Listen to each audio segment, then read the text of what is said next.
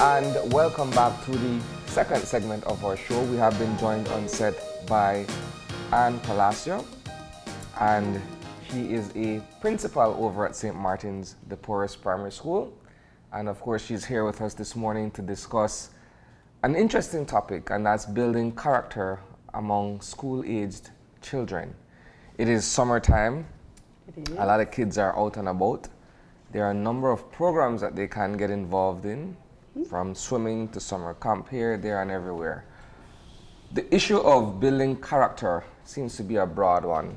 How do we begin to hone in on any one specific aspect of character building? Well, good morning, everyone. Good morning, Good morning. guys. Good Thank morning. you for having me here. It is a very interesting issue, and it is a very important one, because when I was growing up, character you built at home. Your parents gave you all the foundation for that. Unfortunately, we are seeing, especially where I'm the principal at, that's not very important. What is important is finding money to pay the bills. So building character is something that our children don't have any idea what it is about. It should be a foundation where it becomes more holistic approach, more of a soft skill. We put it in soft skill area.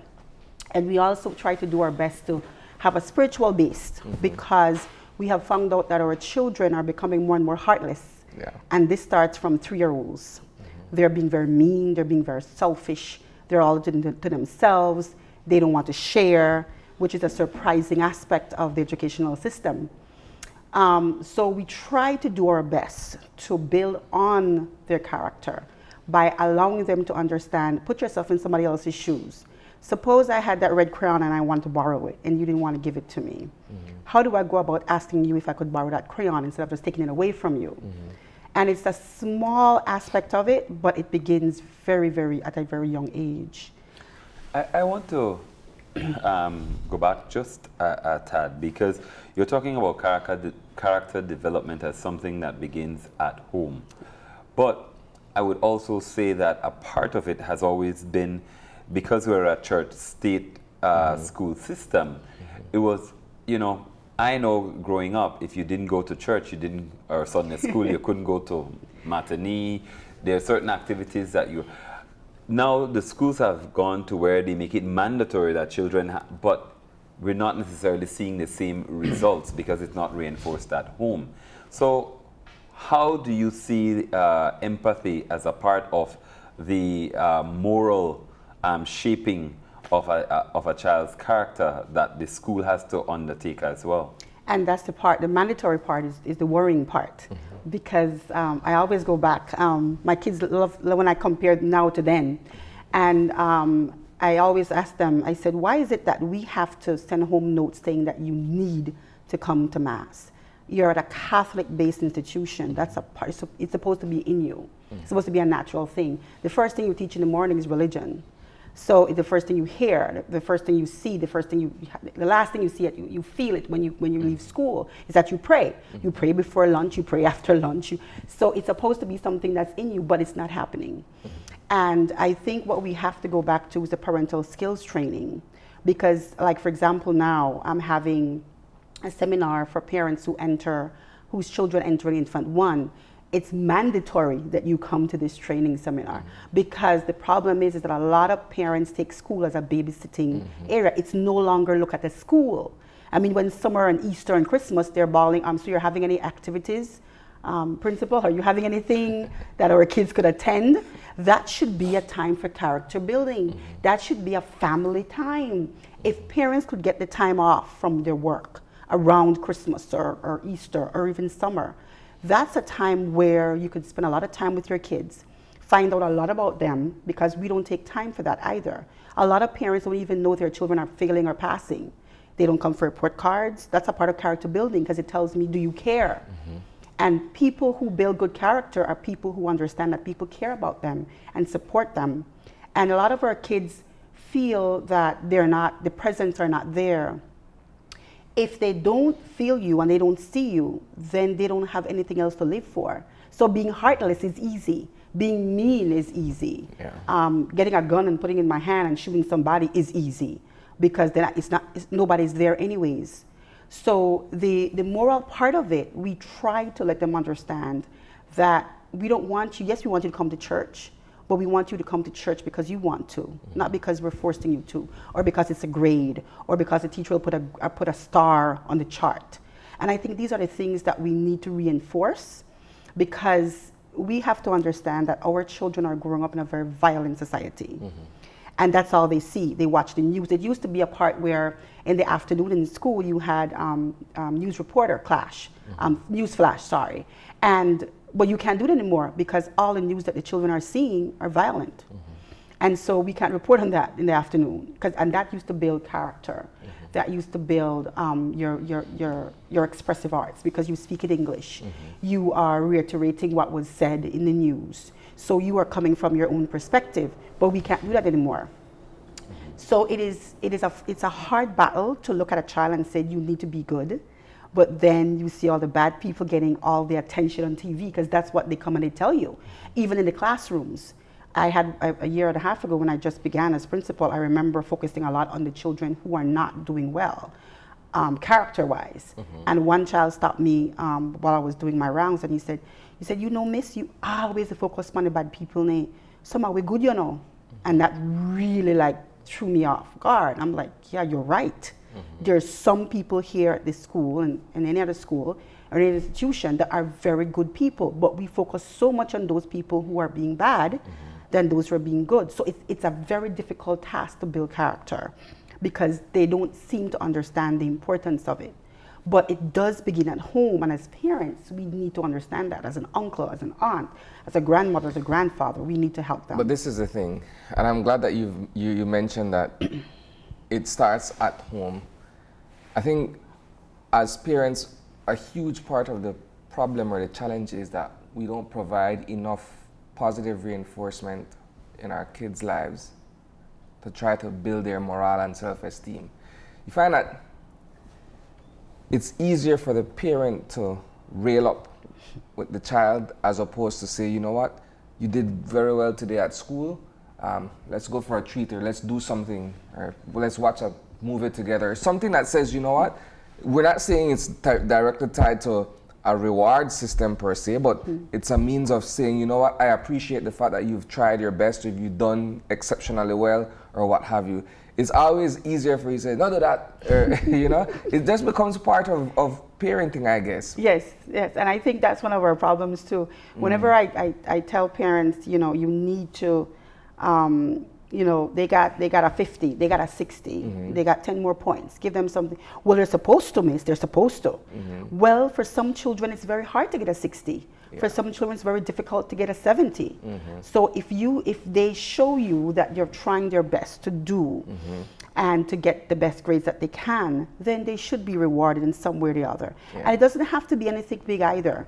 But then we fight against those people who say, well, you're westernizing it. That's in the US. That's what white people do.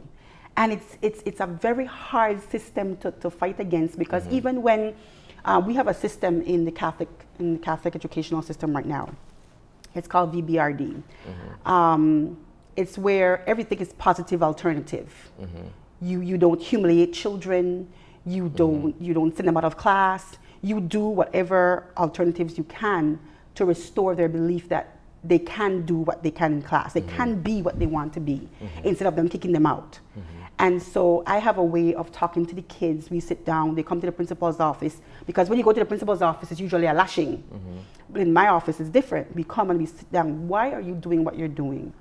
Why do you think you do it? And we go through a whole counseling session where especially those in my demographics that live in my area, beta, miss, beta, wait, no talking, beta. And that is where we need to change the attitude, because that don't build character. That just make them more defensive.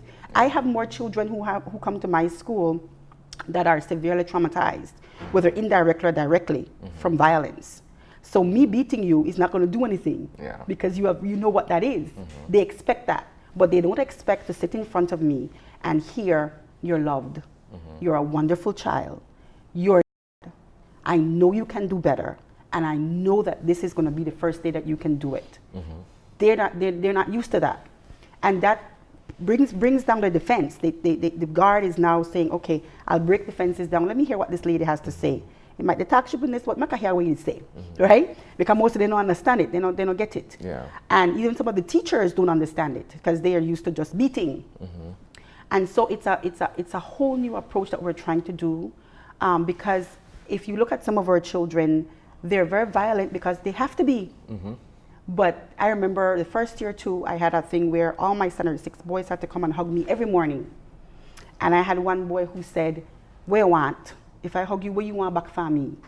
And I had to explain to him, "I don't want anything from you. I just want you to hug me." He said, "Miss, that's not real.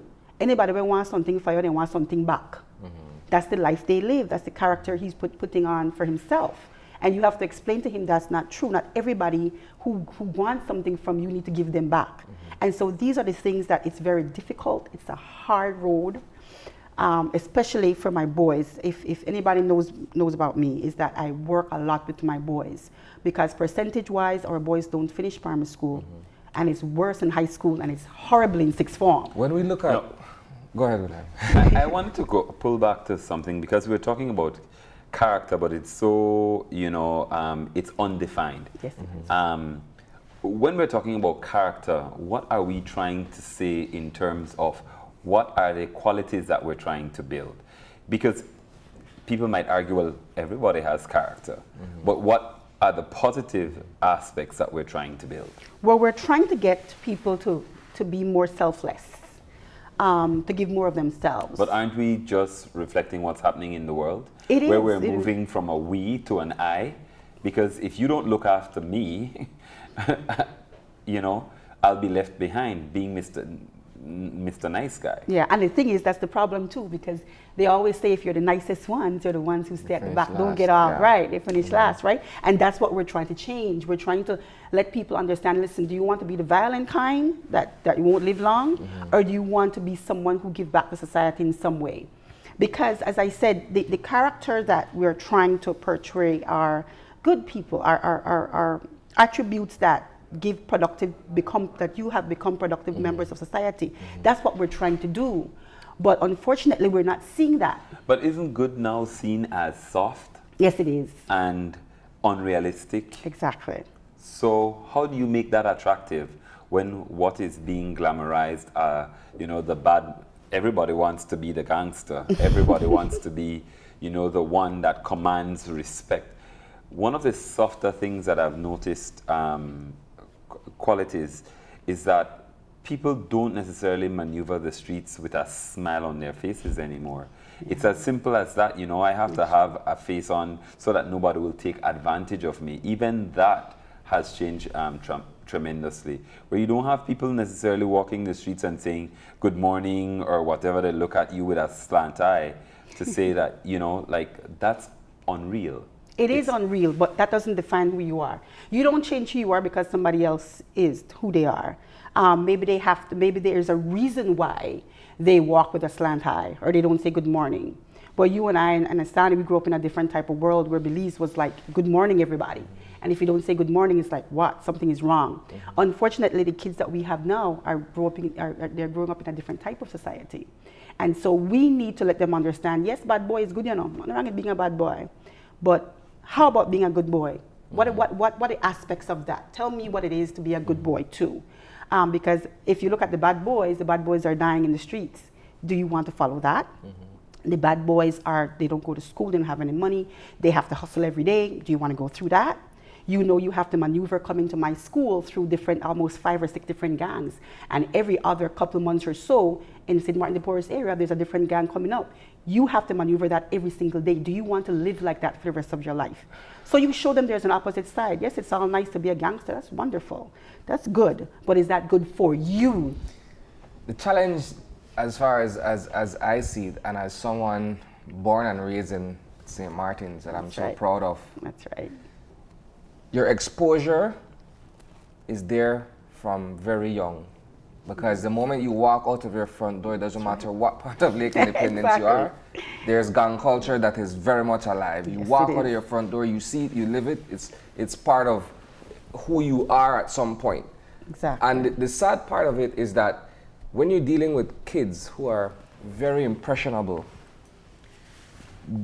they take away what they see as the glamorous aspect of it. When they walk out, they see this one has the fancy car, big gold chain. Oh, well, when I grow up, I want to sell drugs, I want dirt, I want whatever. Exactly. And when they are in a classroom setting, I presume that it's very difficult for you to change that mindset, particularly where they're coming from a background of hardship or challenges at home. How do you tell them, well, you know what?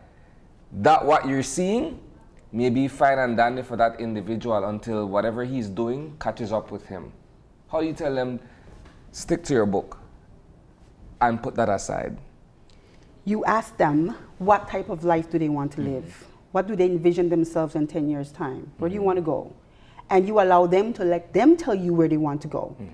I remember one time there was a little boy in my class who didn't even know how to write his name, but he wanted to be a drug dealer.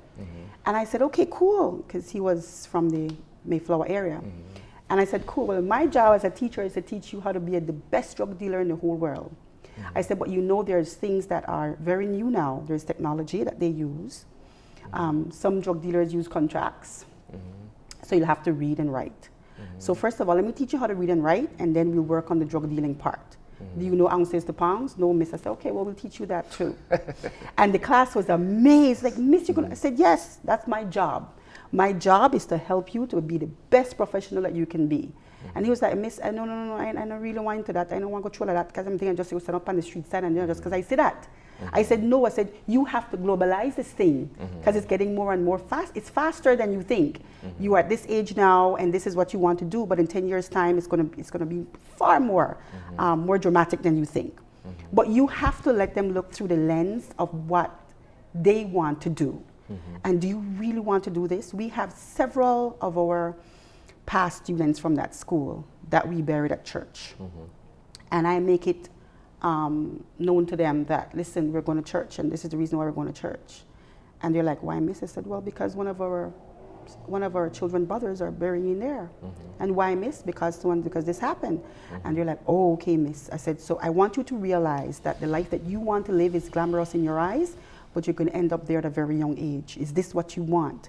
Because you have to show them the reality of what's going through. In their minds, all they're seeing is the cars and the girls and the gold chains, but they're not realizing that could be the end of their lives too.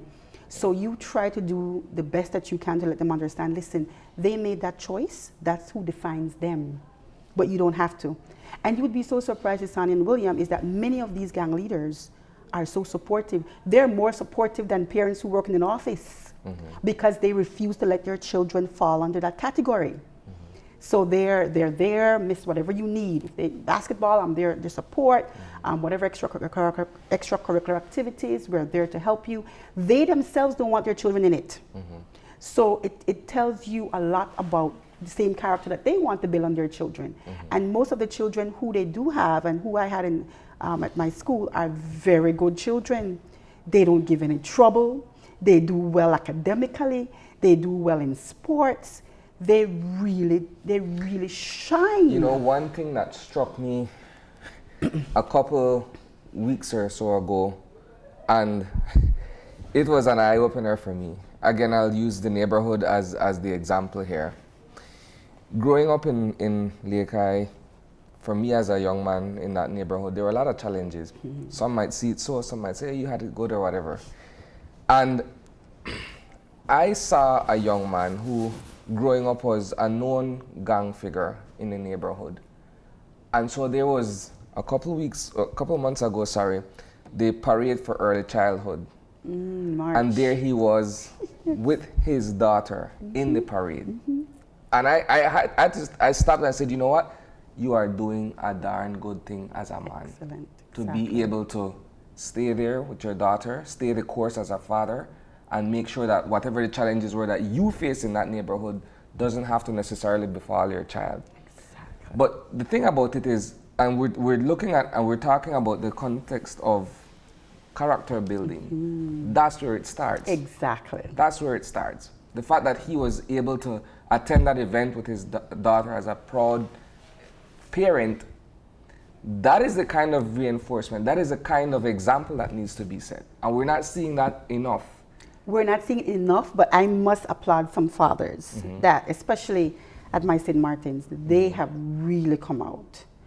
I have seen over the year or so, over about a year and a half now, that I call on them a lot because fathers, I don't care what people say, be controversial as usual, but women can't raise boys to become men. We can't. There's absolutely no way we can do it. We can try all we want, but we don't have it. And so many times it's because our boys, and a couple of them will tell you that I don't have a dad, so I want my dad.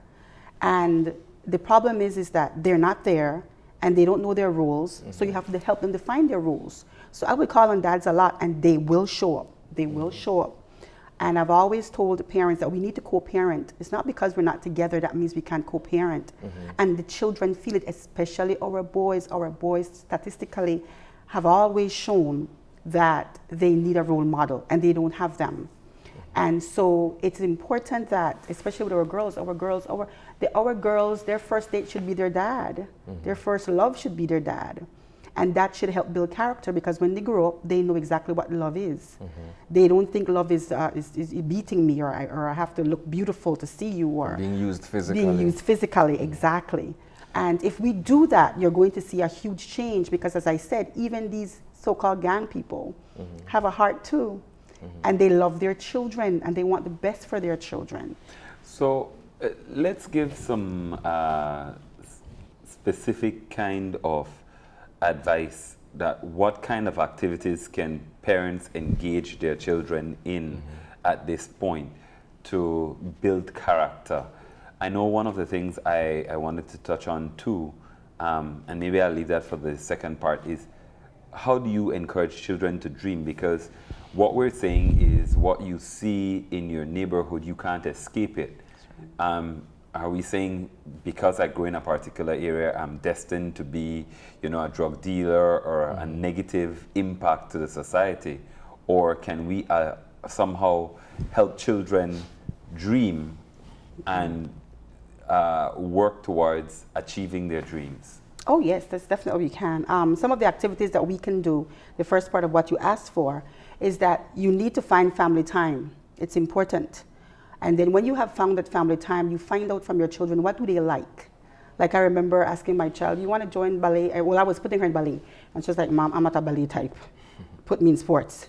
But as a mother, you see a girl, you want ballet. No, Mom, I want sports. Okay, fine. So you find time for her to enjoy what sports that she likes, and you yourself be a part of it, whether a cheerleader, whether being a water mom, whether you're there to practice with her. But that is also family bonding time, and that builds their character because that shows someone who cares. But most of the time we don't do that because we're so busy. So we need to find time for our children to figure out what they want, and then we go with it. If it's basketball, volleyball, there's so many things happening right now. I mean, volleyball is big for our girls. I know a lot of girls want to join volleyball because of Peter Kwan and the Stars volleyball team, and see all these girls. I like, miss those girls. I said, yes, you can do it. All of a sudden, my girls want to join volleyball. That's a good thing. And they also build character along with discipline. There's lots of boys want to now go into cycling. So get on a BMX bicycle for right now, because those bicycles are very expensive. And do that with your children.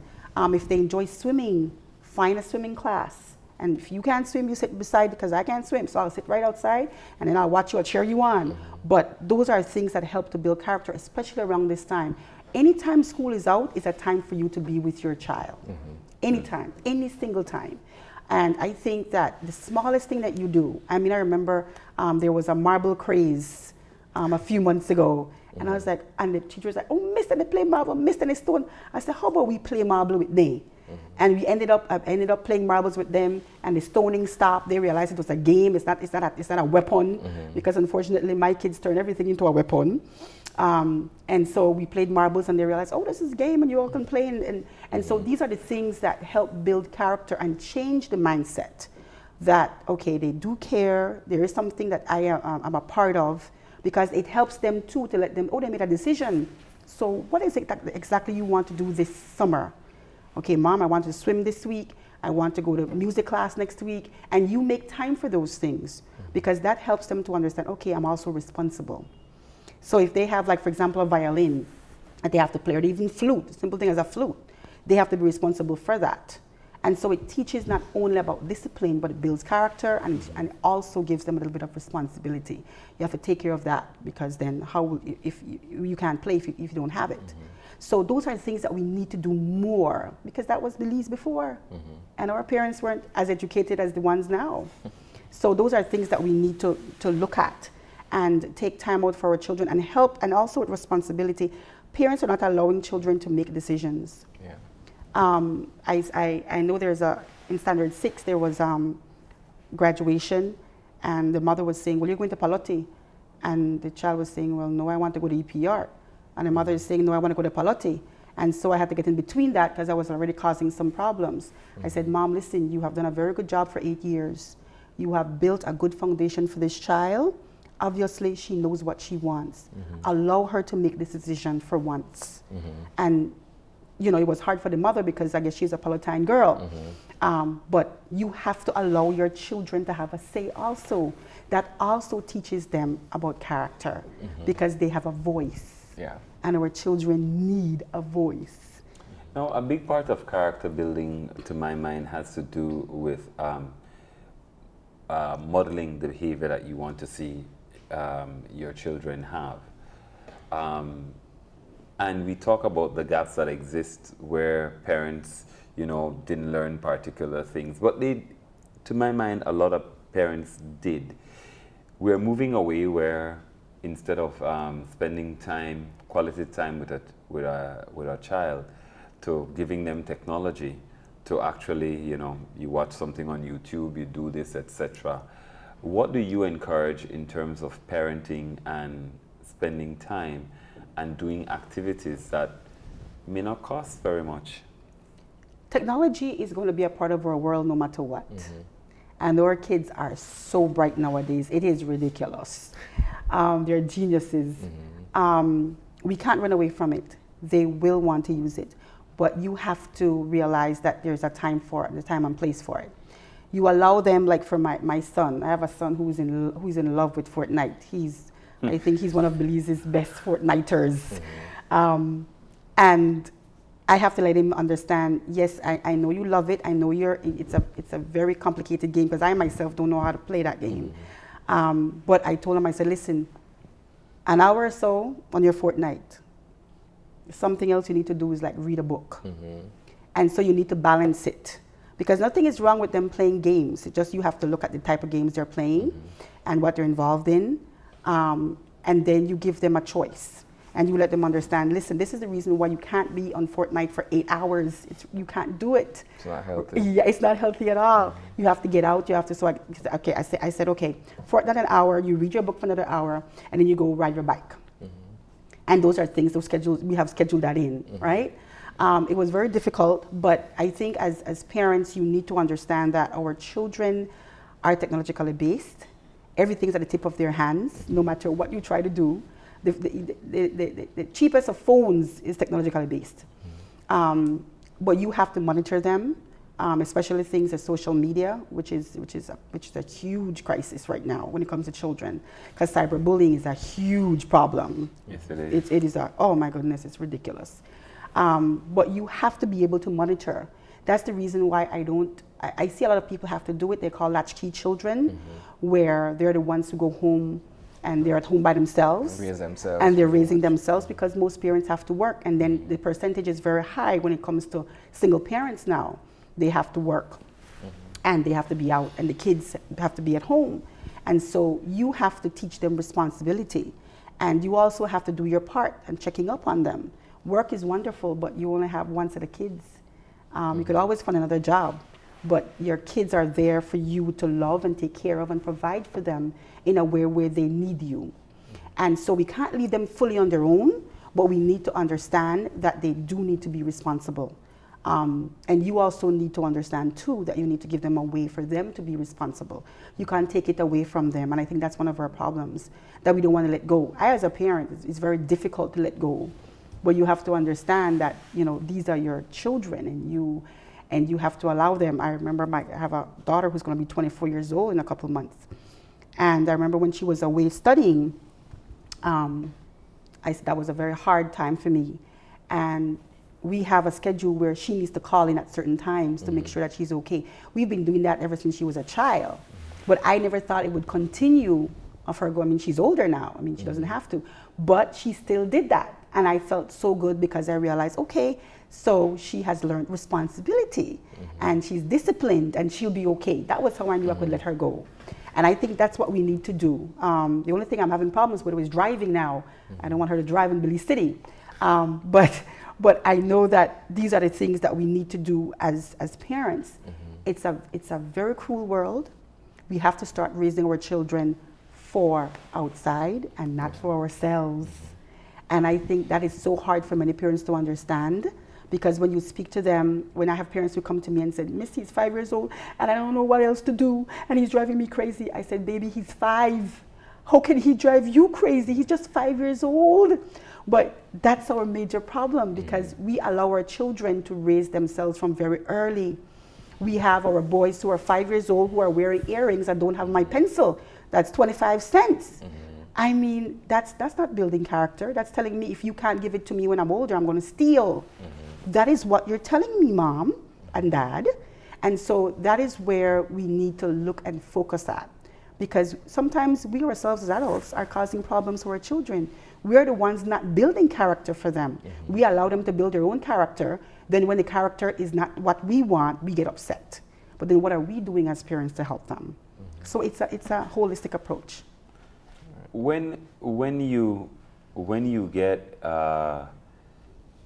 children from different backgrounds and you're trying to mold them, I think a big part of the challenge is it's hard to, as a former teacher, to be true to each child as an individual, to have that kind of an engagement where you're going to see what they want to do.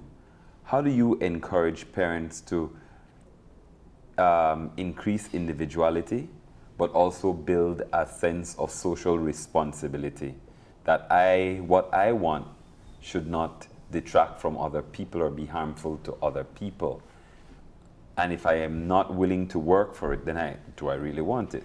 Yeah, and I think that's that's a crucial point there, question that you have, because many times our children are individuals, but we want to define them in our own eyes.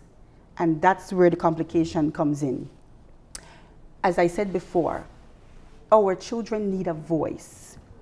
And they need to understand that they have a voice, but you have to give them the opportunity to let them hear it. There was a problem, not exactly a problem, it was an issue with a boy when we had casual day. I saw him at my office, because I usually go to school very early, and I saw him there, and I sat there for a little while, and he was there outside. And I said, baby, what's the problem? You're here for a while.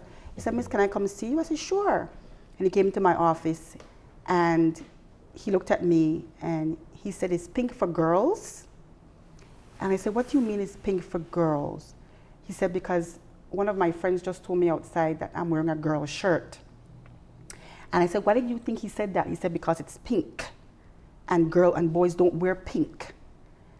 And I asked him, I said, how do you feel in your pink shirt? I said, how do you feel? He said, Miss, I feel good, I don't got no problem. I said, well, that's it. You don't have any problem with your pink shirt. You hold your head up high and you wear your pink shirt. That's building character in an individualistic type of mode. Because he really, you could see his face, he came, he's usually a boy who comes very early, and he was always happy, but he was very sad that morning. And he's allowing someone to define him, and I told him that's not allowed here. You don't allow anybody to define who you are. If you feel good in your pink shirt, then you be proud of your pink shirt. As a matter of fact, if you want to go home, you have a pink pants, put it on. You have a pink socks, put it on. If you have a pink, you say, Miss, you have a pink day. I say, yes, you'll have a pink day, but you be proud of you. That is where it starts. You allow them to be who they are without making them feel as if they have to be in a clique. For them to feel as, okay, well, I'm a part of a clique. No, you be who you are. And those are the things that we work on every single day, because they are people who are natural followers. They're not leaders. And that's where we build character. We need to build people who are more leaders than followers. That's the reason why we are where we are, because everybody wants to fit in. No, you don't have to fit in.